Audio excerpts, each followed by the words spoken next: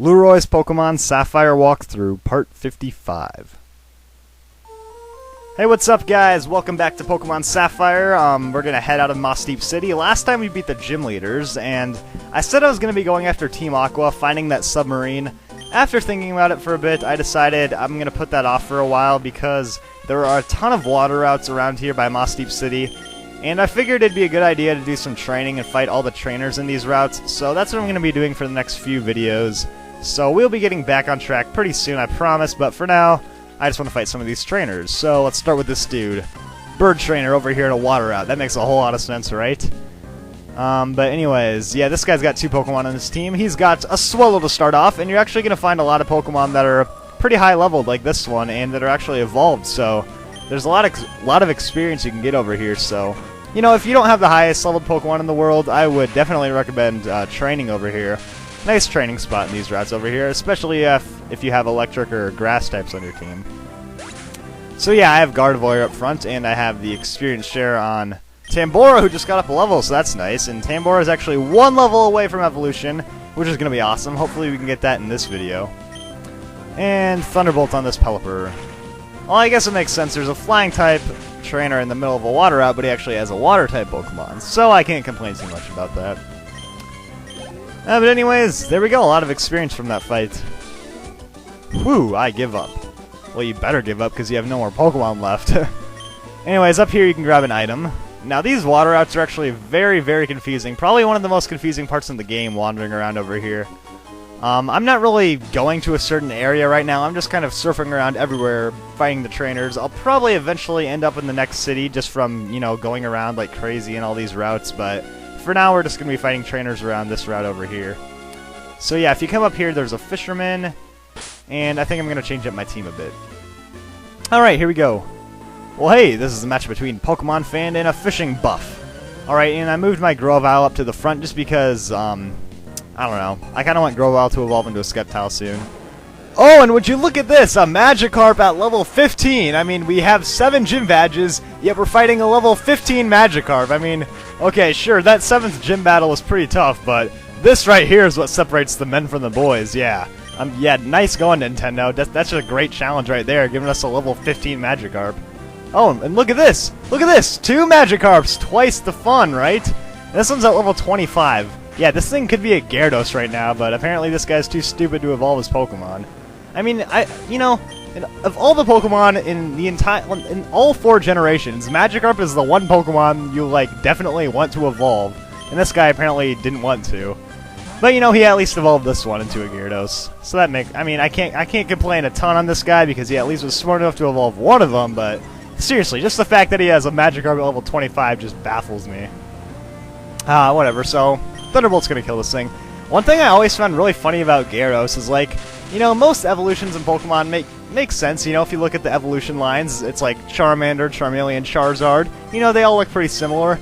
But Magikarp looks nothing like Gyarados. How do you go from that little fish to, like, a giant, you know, dragon snake thing? Like, I have no idea. And look at level 45. This thing's level 45, and it knows Splash. Wow. I'm pretty sure this is the highest leveled Pokemon we found. A Magikarp at level 45. I don't know how this guy managed to get a Magikarp to level 45. I would kill myself before I got it up that high. Like, honestly, how do you train a thing that much? That would take, like, years and years to get it up that high. Wow, this guy's crazy. I don't know how he possibly did that. I would go mad if I was trying to train a Magikarp to level 45. But anyways, enough complaining about Magikarps, which happens in, like, every single game at least once. You're going to find a guy with a lot of Magikarps, but yeah, let's go ahead and fight this guy. Hopefully he's got some more challenging Pokemon on his team. Oh, he's got a Tentacool, alright, so Tree Ninja, what the heck, we can try to kill this thing with a Leaf Blade. Might take 2 shots, but we'll be able to take care of it. So yeah, Fisherman, I don't know what it is. Fishermen always have, like, really crappy Pokemon like Tentacool and Goldeen and Magikarp. You rarely see, like, really cool stuff from Fishermen, but I think actually some of the trainers on this route have, like, Sharpedos and stuff like that, so I don't know, we'll see. But typically, oh yeah, this guy's got a Tentacruel, alright, but typically most fishermen seem to have, like, really crappy Pokemon, but I think these next 2 fishermen actually have some pretty decent Pokemon, worth fighting, so if you're one of the people that, you know, doesn't like fighting guys with all Magikarps and stuff, and you're just, like, skipping them, these few fishermen over here actually kind of worth fighting because Tentacruels at least give out a lot of experience. And I wouldn't be surprised if it lived this Psychic just because it has really good special defense. Yeah, of course, Tentacruel. Tentacruel has always been... I've said this a ton in this walkthrough, but... Oh, what? Wait, whoa, you're switching. No, Carvana! Why do you have to be smart? It's like the one time anyone's ever had a useful switch. When I happen to be using Psychic, but whatever, we'll kill it. But yeah, like I've been saying, I've a lot in this walkthrough I've been talking about how underrated Tentacruel is. And it's just ridiculous. Like, I still every once in a while get like a message saying like, oh, I like your team, but you should not use Tentacruel, or in a comment or something. Like, seriously, what more do you guys want from Tentacruel? Like, it's been so awesome the whole game, but there's always people that are like just bashing it. But seriously, Tentacruel, I don't know how many times I have to say it. I've probably said it 100 times in this walkthrough, but just so it gets in all your heads one more time, Tentacruel is completely awesome. But yeah, oh, and Tambora got up to level 33. That means he's finally going to evolve. Yes! And, perfect timing right at the end of this battle. So, here we go. This took way too long. It definitely shouldn't have taken 7 gym badges to evolve our Numel, but it's finally evolving to a Camerupt. So, here we go. And I've been waiting for this forever. Like, honestly, I put the experience share on it, and it finally paid off because we have a Camerupt. And yeah, Camerupt... Look at it. It has volcanoes coming out its back. If that's not awesome, I don't know what is. And the nice thing about Camerupt is right when it evolves, it learns Rock Slide, which... I just gave Amnesia to Camerupt, but I never really needed it in the gym, so I'll just get rid of that. And Rock Slide, definitely an awesome Rock-type move, so I'd recommend teaching that to him. And yeah, there we go. I think we got one more fisherman up here, and we can finally take the experience share off Tambora. And I think I'm going to put it back on Aviator, just because Aviator, even though it's at a pretty high level, still needs to evolve, so that'll be good. And let's go ahead and fight this dude. And this guy apparently has found some state of becalmed serenity from fishing. Like, dude, it's just fishing. Don't act like it's some, you know, beautiful art. But whatever, here's Fisherman Jonah. He's got a Whalmer on his team.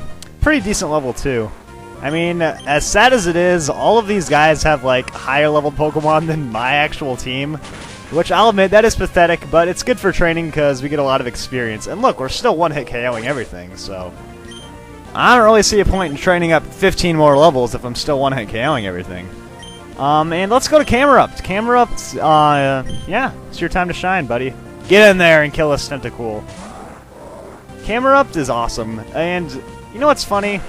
I'm about to use Magnitude, and we're in the middle of an ocean. I'm pretty sure in real life, if you used Magnitude in an ocean, you would cause a massive hurricane. And that would be actually pretty hilarious if you were the cause of a giant hurricane that just, like, took down Mossdeep City. Because I'm pretty sure in real life Pokemon, like, let's say Pokemon was real, just for 1 minute, as crazy as that is, because nothing's realistic in Pokemon, but anyone who ever used a move like Earthquake in the middle of a water route would just cause a giant, massive hurricane that would probably just kill everybody. But that's why Pokemon isn't real, because everyone would be dead if Pokemon was real. Honestly, think about it. First of all, if someone uses a move like Surf in real-life Pokemon, next thing you know, an entire city's flooded and no one has a place to live for weeks and weeks. And, yeah, pretty much everyone's gonna starve to death because there's gonna be no food. Not that there's food in the first place. Have you ever wondered how people stay alive in this game when there's no food to eat? I mean, seriously, everyone's gonna become cannibals and eat each other, and then, next thing we know, Pikachus take over the world because all the people are dead. And when Pikachus take over the world, that's when you know everything's gone terribly wrong. And, guys, I think we just set a record for farthest off topic we've ever been in a walkthrough. We seriously just went from using Magnitude with our Camerupt to Pikachus taking over the world. I don't even know how that happened, but, you know, sometimes when you're fighting boring old fishermen, the best thing to do is to go off on a random rant and see where it brings you, because sometimes they can be pretty crazy, as you guys just saw. So, well, oh well, at least we found a way to amuse ourselves during that boring battle. So let's move on. Let's see, yeah. Since I got way off topic, at least we can say Camerupt did a nice job while I went in, and Hariyama finally got some experience, so yeah. And if I remember correctly, this next fight's kind of boring, so I'll probably cut out some of this battle.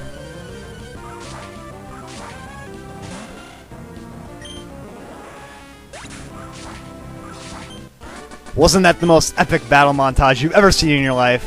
Eh, probably not, but oh well. At least we didn't have to watch the whole fight. Anyways, if you see these dark spots in the water, those are actually places you can dive in later on in the game, but we won't worry too much about that right now. We got a fighting karate dude, so I think we'll put up Athena. And actually, wait a minute. Let's put up Aviator. And I don't know why I stuttered a lot there, but we're gonna try Aviator. Let's see what he can do against this dude. Bum bum bum ba da bum bum bum bum bum bum bum